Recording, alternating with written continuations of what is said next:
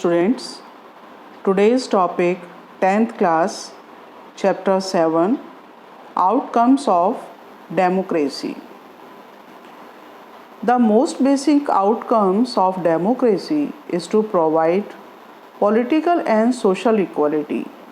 So, the citizens' democracy have successfully eliminated the idea of political inequality. The democracy is accepted to produce a government that works according to the needs and expectations of citizens. Outcomes of democracy का meaning है लोकतंत्र के परिणाम।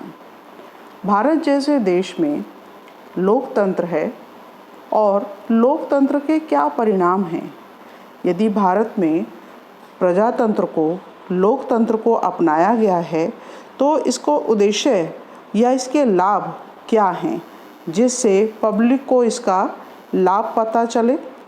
तो आज इस lesson में हम यह जानेंगे कि लोकतंत्र के क्या परिणाम हैं, क्या इससे लाभ मिलता है, जिससे हम assessments of outcomes of democracy के बारे में जानेंगे। चैप्टर 7 में आउटकम्स ऑफ डेमोक्रेसी में कुछ मेमोरेबल फैक्ट्स हैं जिनको जान लेना हमारे लिए ज़रूरी है। First of all, electorate groups of people who have right to vote and an election, यानी यदि प्रत्येक व्यक्ति को राइट है वोट डालने का, इलेक्शन में चुनाव में मत देने का यदि अधिकार है तो वह मताधिकार प्राप्त होना चाहिए। Sovereignty, the supreme power of the state of take decision in the internal as well as external matters. Sovereignty माने कि हमारे देश में सभी लोगों के पास, हमारे राज्यों में, हमारे देश में सोवरेनिटी पावर है। सोवरेनिटी का अर्थ होता है संप्रभुता, यानी भारत एक सुप्रीम पावर है। वह आंतरिक और बाह्य मामलों में, इंटरनल और एक्सटर्नल मैटर्स में खुद डिसीजन लेता है और वो किसी भी अन्य देशों के नियंत्रण में नहीं है। बैलेट पेपर, यानी इलेक्शन के समय पर एक पेपर होता है जिस पर कुछ पॉलिटिकल पार्टीज़ के नाम होते हैं, कुछ सिंबल्स बने होते हैं पॉलिटिकल पार्टीज़ के, जिसके आधार पर हम वोट डालते हैं। और ये जो पेपर है ये बैलेट पेपर कहा जाता है, जिसे हम एक मत पेटी में डालते हैं। लेकिन वर्तमान समय में इसका प्रयोग अब बंद हो गया है। इसका स्थान एक आपके नाम सुना होगा आपने, EVM, इलेक्ट्रॉनिक वोटिंग मशीन। अब इसका प्रयोग बैलेट की जगह पर होने लगा है, क्योंकि बैलेट का जो प्रयोग है वह चोरी होने लगी। ज़बरदस्ती बंदूकों की ताकत पर कुछ लोगों उस मत पेटियों को चोरी करने लगते हैं, इसलिए बैलेट पेपर्स को रोका गया है वर्तमान समय में। नेक्स्ट पॉइंट है अकाउंटेबिलिटी, द रेस्पॉन्सिबिलिटी और obligations of government official to act in this best interest of people society. Accountability का मतलब होता है कि सरकार जो भी काम करेगी वह जनता के समक्ष उन बातों को रखना होगा। यह उसकी जिम्मेदारी है कि उसे इस बारे में सरकार के समक्ष उन बातों को रखना होगा, कैसे ये कार्य करती है, किस प्रकार से कौन कौन इसमें शामिल हैं, यानी जिम्मेदारी भी है और सरकार को बताना होता है। नेक्स्ट है by election, special election to few seats renders vacant during the running terms by death, resignation और डिस्क्वालिफिकेशन। बाई इलेक्शंस माने कि यदि कोई व्यक्ति पद पर रहते डेथ हो जाए, त्यागपत्र दे दे या डिस्क्वालीफाई हो जाए, तो जब ऐसा पद खाली हो जाता है तो बाई इलेक्शन कराया जाता है। इसके बाद legitimate government, a government under which law and action of the government are revealed to the people and government function in the transparent manners. Legitimate means होता है वैध सरकार यानी lawful। कानूनी सरकार को हम लेजिटिमेट कहते हैं और कानूनी आधार पर ही सरकार उन नियमों का पालन करती है, कार्य करती है, योजनाएं बनाती है। लास्ट है democracy. Democracy is a government of the people, by the people and for the people. यहाँ जो ये डेफिनेशन दी गई है ये डॉक्टर आपके अमेरिका के राष्ट्रपति रह चुके हैं अब्राहम लिंकन, यह उनकी डेफिनेशंस के आधार पर दिया गया है कि भारत जैसे देशों में लोकतांत्रिक व्यवस्था है, जनता का शासन है। Democracy is a government in which everyone has a share. Democracy का अर्थ यही है कि वह सभी को शेयर करती है। Dictatorship and autocratic forms of absolute rule by leadership unrestricted by law, constitution or other social and political factors। Dictatorship माने जहाँ पर लोगों को वोट डालने का राइट नहीं होता, डिसीज़न बहुत जल्दी कर लिए जाते हैं और डिसीज़न जल्दी होते हैं लेकिन हमेशा जनता के खिलाफ मिलेंगे, वहाँ मनमानी मिलेगी आपको। तो ऐसे डिसीजन डिक्टेटरशिप में होते हैं, जबकि डेमोक्रेसी में जो डिसीजन होते हैं वो देरी से होते हैं लेकिन लंबे समय तक लागू रहते हैं। नेक्स्ट टॉपिक में हम पढ़ेंगे कि आउटकम्स ऑफ डेमोक्रेसी को 3 पार्ट्स में डिवाइड किया गया, पॉलिटिकल आउटकम्स और इकोनॉमिक आउटकम्स और सोशल आउटकम्स। जैसा कि आप देख रहे हैं कि पॉलिटिकल आउटकम्स में accountability, responsible and legitimate government. जब भी आपको कहीं एग्ज़ाम में एक्सप्लेन करना हो तो इस तरीके से आप माइंड मैप बना करके शॉर्ट में आप इसको एक्सप्लेन कर सकते हैं। सेकंड है इकोनॉमिक आउटकम्स, जिसमें economic development, inequality and elimination of poverty, dignity and freedom of citizens को ध्यान में रखा जाता है। Social equality, gender equality, ban on untouchability यानी छुआछूत का भी अंत कर दिया गया है भारतीय संविधान में, और accommodation of social diversity.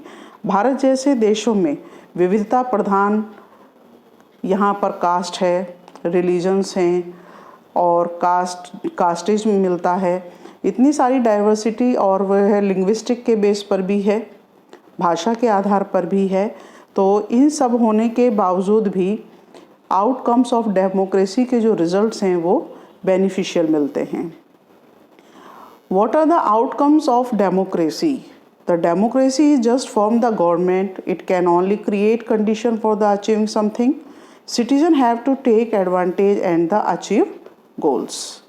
Next slide में हम पढ़ेंगे a political equality, all individual have equal weight in electing representative, यानी वोटिंग के समय पर प्रत्येक व्यक्ति को इंडिविजुअली इक्वली राइट्स मिलता है, वेटेज मिलता है, तभी हम वोट देते हैं। और जितने भी आपके एकोमोडेशन ऑफ सोशल डाइवर्सिटी, आपने पिछले लेसन में पावर ऑफ शेयरिंग में बेल्जियम का एक एग्जाम्पल पढ़ा है कि बेल्जियम में 3 तरह की गवर्नमेंट चल रही थी, डाइवर्सिटी थी वहाँ पर लैंग्वेज के बेस पर, जिसके कारण बेल्जियम की गवर्नमेंट ने सभी कम्युनिटी की गवर्नमेंट को भी बनाया, फ्रेंच भी बनाई और डच लैंग्वेज भी, ठीक है, फ्रेंच लैंग्वेज, डच लैंग्वेज और जो जर्मनी की जो लैंग्वेज थी उसको भी रखा। जब तीनों लैंग्वेज उन्होंने रखी है, तीनों तरह की सरकार बनाई है, यानी वहाँ पर उन्होंने जनता के सभी कम्युनिटी के लोगों की आवश्यकताओं पर ध्यान दिया है, जिससे कि वहाँ के जो लोकतंत्र है वो सफल रहा है। ये पॉलिटिकल आपका एकोमोडेशन है जहाँ सरकार ने व्यवस्था चलाने की कोशिश की है। इसके बाद यहाँ आप देख रहे हैं आँखों पर पट्टी बंधी हुई है एक महिला के, और एक साथ में लिब्रा का यूज़ किया हुआ है, तुला यानी तराजू का, और इक्वल राइट्स हैं इस पॉलिटिकल आउटकम से में डेमोक्रेसी के अंदर। इसके बाद आप कुछ यहाँ पिक्चर देख रहे हैं कि बैड रोड है और ये वेल अटेंड टू इट है, तो किस तरीके से यहाँ ऑफिशियली अटेंड किया जाता है, पॉलिटिकल आउटकम्स यानी सरकार को काम करने होते हैं और पब्लिक के सामने इन सब चीज़ों को एक मीडिया के थ्रू दिखाना होता है। ओके, नेक्स्ट है इसमें कि अब आप ये देख रहे हैं कि यहाँ पर डिस्कशन करने के लिए अलग अलग पार्टीज़ के लोग डिबेट करते हैं। तो विचार अभिव्यक्ति की स्वतंत्रता आउटकम्स ऑफ डेमोक्रेसी के अंदर ही है।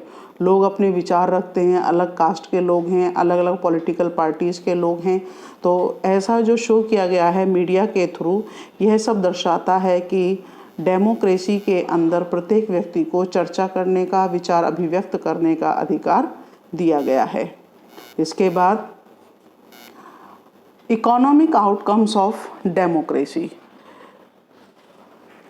इकोनॉमिक आउटकम्स ऑफ डेमोक्रेसी जिसमें काम होता है कि economic growth and development base पर काम किया जाए, reduction of inequality and poverty को कम किया जाए, जिससे फॉर एग्जांपल कि Bangladesh is country where half of the population lives in a poverty, लेकिन ये सरकार का ही काम होता है कि उनको समय समय पर उनके पॉवर्टी को कम करने के लिए नए तरीके निकाले, प्लानिंग बनाए, पंचवर्षीय योजनाओं का काम करे। अब आप इस पिक्चर में देख रहे हैं कि economic growth and income disturbance gain, यानी rich, middle and poor, 3 conditions को यहाँ पर शो किया गया है। बॉडी से क्लियर ये शो किया गया है कि जो पैसे वाले हैं वो कुछ ही समथिंग पार्ट है और ज़्यादा पार्ट जो है वो मिडिल और पुअर लोगों के बीच में डिवाइड है। Advancement of women's status leads to, democracy के अंदर वुमेन्स की डिग्निटी को, उनके इंडिविजुअल राइट्स को, पावर्स को ध्यान में रखा गया है। For example the decrease infant mortality, lower berth rate हुआ है, हायर फैमिली कैलोरीज कंजप्शन हुआ है, लेस डोमेस्टिक वायलेंस हुआ है, इंक्रीज्ड स्कूल एनरोलमेंट हुए, लड़कियां पढ़ने लगी हैं ज़्यादा, और इंक्रीज्ड एंटरप्रेन्योरशिप यानी हायर लिटरेसी लेवल बढ़ा है और स्ट्रॉन्गर सिविल सोसाइटी बढ़ी है। यानी ये लेडीज़ के लिए एक बेटर स्टेटमेंट है कि डेमोक्रेसी के अंदर लेडीज़ की अधिकारों की, डिग्निटी की, सम्मान को ध्यान में रखा गया है। Mention the steps taken to reduce the effect of casteism in democracy, सभी को इक्वल राइट्स दिए हैं, डिसएडवांटेज को ख़त्म किया है, डिस्क्रिमिनेशन को ख़त्म किया गया है कास्टिज्म के आधार पर, और हमारे इंडियन कॉन्स्टिट्यूशन में रिजर्वेशन रखा गया है जॉब्स में भी और एजुकेशनल इंस्टीट्यूशंस में भी। Constitutional provisions the safeguarding the interest of the minorities, minorities माने जो कास्ट में कम हैं, संख्या में कम हैं, वो माइनॉरिटीज़ हैं, और जो वीकर सेक्शन है या बैकवर्ड क्लासेस हैं तो उन SC ST, schedule caste, schedule tribes, OBC जिनको रिजर्वेशन दिया गया है। तो ये उद्देश्य है कि सभी की सरकार, जो पब्लिक है, जो वंचित समूह हैं, उनको अधिकार दिया जाए, उनकी पावर को सुना जाए। Social democracy the global periphery the challenges and prospects. इसके अंतर्गत आप पिक्चर में आप देख रहे हो कि यहाँ पर ये नीचे एक असेंबली टाइप आपको दिखाया गया है। कुछ पैसे वाले लोग हैं, वो एक कुछ संख्या लोगों की कम है लेकिन पैसों को पलटा भारी दिखाया गया है। दूसरा ग्रुप है, उसमें चढ़ने की कोशिश का उद्देश्य यहीं पर ये दिखाया गया है कि लोग इस स्थान को चाहते हैं, इस सम्मान को चाहते हैं, इस डिग्निटी को चाहते हैं, इस गरिमा को चाहते हैं, डिसीजन चाहते हैं, अपनी समस्याओं का कन्फ्लिक्ट करना चाहते हैं, यानी उसका सॉल्यूशन चाहते हैं। उन्हें खाना मिले, स्कूल मिले, स्वास्थ्य सेवाएं मिलें, सरकार ये सारी सुविधाएं उपलब्ध कराएं। तो इसका उद्देश्य यही, कंक्लूजन यही निकलता है कि डेमोक्रेसी के अंतर्गत रहते हुए लोग अपनी आकांक्षाएं, अपनी अपेक्षाओं को सरकार के समक्ष रखे, जनता अवेयर रहे और ट्रांसपेरेंसी बनी रहे डेमोक्रेसी के अंतर्गत, ये सबसे ज़्यादा मेन आवश्यकता है। तो पॉलिटिकल आउटकम्स के अंदर अकाउंटेबल एंड रेस्पॉन्सिव गवर्नमेंट होनी चाहिए, और ट्रांसपेरेंसी, पारदर्शिता और डिसीजन मेकर्स हों। लेजिटिमेट द वैध सरकार की आवश्यकता है। समय रहते इकोनॉमिक ग्रोथ और डेवलपमेंट किया जाए, गरीबी को कम किया जाए। सामाजिक आउटकम्स के आधार पर डिग्निटी और फ्रीडम को नागरिकों को दिया जाए। डिग्निटी, फ्रीडम ऑफ वीमेंस को ध्यान में रखा जाए और जितने भी डिसएडवांटेज्ड ग्रुप हैं, जो वंचित समूह हैं, उनको समय समय पर अधिकारों को दिया जाता रहे, तो हो सकता है कि इसका बेहतर परिणाम हमारे लोकतंत्र में मिल सकते हैं। Thank you.